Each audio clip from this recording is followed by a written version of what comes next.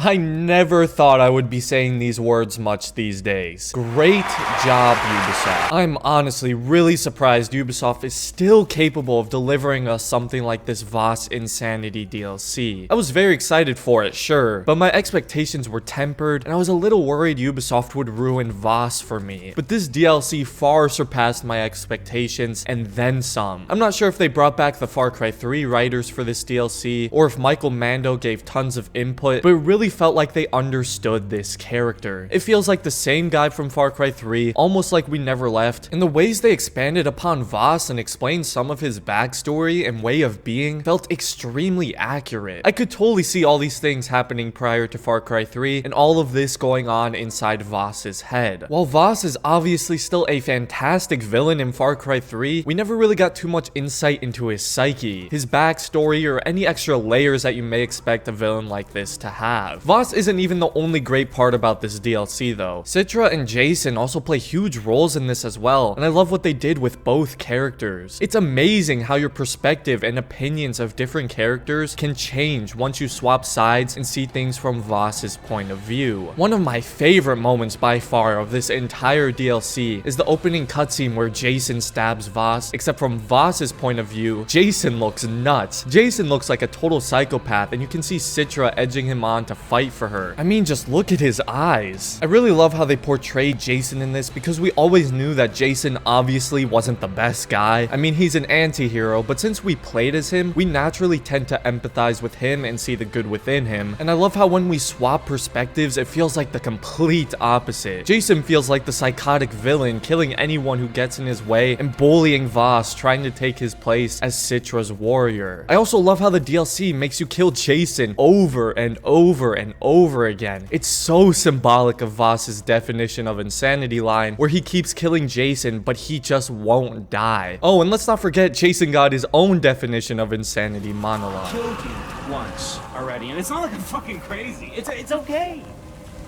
It's like water under the bridge.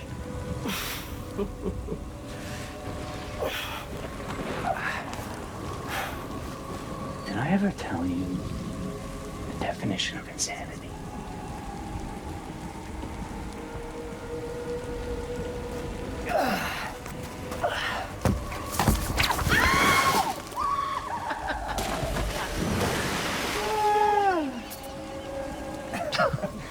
Jason, you fucking wish. Seeing Jason being insane is something I didn't know I needed, and I just love how this DLC really allows you to see everything through Vaas's eyes. When you see Vaas's world, you see some of his backstory and even a little of his childhood. You understand why he is the way he is. And I can't believe I'm saying this, but this DLC made me empathize with Vaas. When something can make you empathize with a villain like Vaas nonetheless, then the writers are doing a great job. Citra is also fantastic in this DLC. I feel like I understand her character so much better now, and you kind of realize that Citra is the real villain of this story, manipulating and almost seducing people into becoming her warrior, killing for her. She's the one who drove Vaas to his insanity, and seeing that through little flashbacks that pop up in the world and different missions was so well done.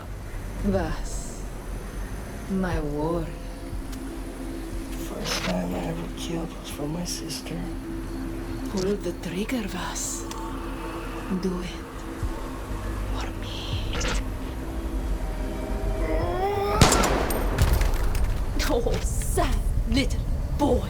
She's the voice inside of Vaas's head throughout this entire DLC. She has such a grip over Vaas and is constantly messing with his head, and all he wants to do is break free from her forever. And how she constantly pins Vaas and Jason against each other to see who's stronger and worthy of being her warrior. It makes me almost wish Jason and Vaas just teamed up against Citra when they both realized how they were being manipulated. Not to mention the performances of all these characters are phenomenal. Michael Mando, of course, killed it as Vaas once again, and since he basically created this character himself, you can tell he has such a good understanding and almost like a window into the character's soul, and how deep down Vaas is almost like a kid. He wants to be loved and he wants to have fun. I think the actors for Jason and Citra killed it as well. I honestly think this DLC made Jason a more interesting character for me, and that shift in perspective really changed my opinion of him.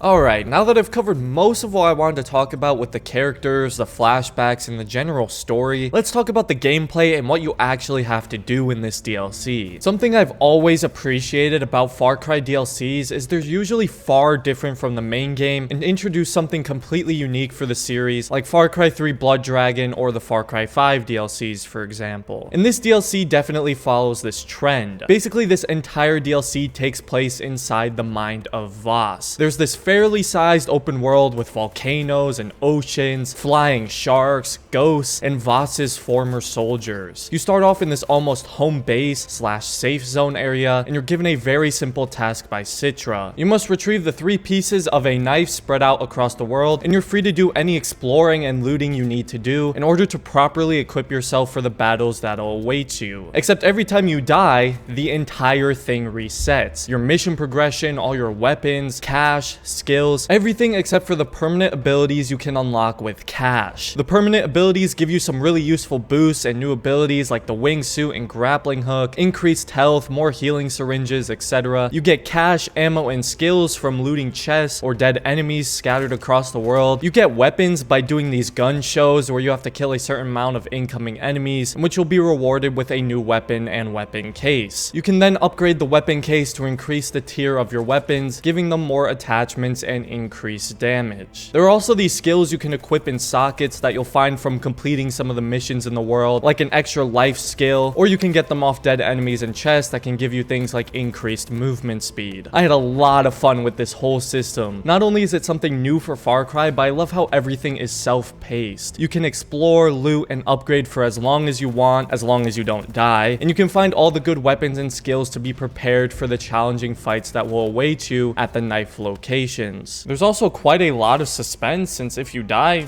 that's it. You lose everything. Hours of looting and exploring could be gone just like that, and sure, there are skills and abilities that allow you to keep some of your stuff in a new life, but it sure makes every gunfight and intense situation a lot more suspenseful and scary. This whole system has a very satisfying progression system. It feels like you're actually rewarded for going out and exploring and unlocking all the best weapons and gathering all the cash you can. There's also multiple safe zones in the world where you have to kill Jason in order to unlock, which allows you to upgrade weapons and unlock more permanent abilities. The enemies in this can be a bit bullet spongy, especially Jason and Citra, which can be kind of annoying and repetitive. I honestly didn't mind it too much in this because it's still pretty short, and if you get strong enough weapons and skills, you can deal with them pretty quickly, but I understand why a lot of people may not like that. You have to kill Jason a lot in this game, and there's often like 4 different versions of him at these knife locations, each of them being different enemy types with armor or a flamethrower, making some harder and more annoying to kill than others. Vaas also has these cool new takedown animations. Not like that's anything crazy, but I thought it was a nice change. But overall, while this system isn't perfect, I had a lot of fun with it. It was quite addicting, to be honest, and I played through this entire thing in one sitting. There's also different mine levels, so after you complete it once, you unlock the next level where you can do it again, but with a much harder difficulty, so there's some nice replayability there. And of course, there's a ton of Vaas memories and flashbacks sprinkled everywhere, with tons of references to Far Cry 3 and a lot of its characters. You even go to Dr. Earnhardt's house, which I thought was pretty cool, considering he wasn't even that big of a character in Far Cry 3. There's also a secret ending to this DLC, which is really cool, and I think the perfect way to conclude with Vaas. I'm obviously not going to spoil what it is, but you should definitely check it out for yourself. This DLC, of course, also capitalized on a lot of nostalgia with not only the characters, but the music. All the songs are either straight from Far Cry 3 or like these new modified renditions made specifically for the DLC. I honestly can't believe Ubisoft was capable of something like this in 2021. It seriously feels like we're back in the Far Cry 3 days for a moment. The writing in this DLC was just fantastic. They must have gotten the old writers back or something, because I felt like they understood Vaas and what his backstory is so well. This entire DLC just feels like a love letter to Far Cry 3 and a proper send-off to Vaas. And if you're a big fan of Far Cry 3, which I'm assuming you are since that's most people's favorite Far Cry game, then I definitely recommend this DLC for you. It's $15 if you wish to buy it individually, which isn't bad considering the Assassin's Creed DLCs are like $25, or you could also get the season pass for $40, which is what I did. That includes the Pagan Control and Joseph Collapse DLCs that are releasing in 2022. I am not kidding when I said this is the most I enjoyed anything Far Cry in a long time. Personally, I had more fun on this DLC than I did did in the main game. I'm so glad they did Vaas and Far Cry 3 justice. I can't wait for Pagan's DLC that's coming in January. I also love Pagan and Far Cry 4, so I'm really excited for that. And if it's anywhere near as good as this DLC, then that would be great. So again, thank you Ubisoft for not screwing this one up, as I know Far Cry 3 and Vaas is very special to a lot of people. But if you've played this DLC, let me know what you think about it in the comments, or if this video helped you decide whether or not you're going to play it. And if you enjoyed the video, consider dropping a like on the video and subscribing to the channel for more Far Cry related content in the future. I also left links for my Far Cry 6 versus Far Cry 3 video, as well as my individual reviews for both Far Cry 6 and Far Cry 3, so check those out if you'd like. And other than that, thanks for watching, and have a great rest of your day, everyone.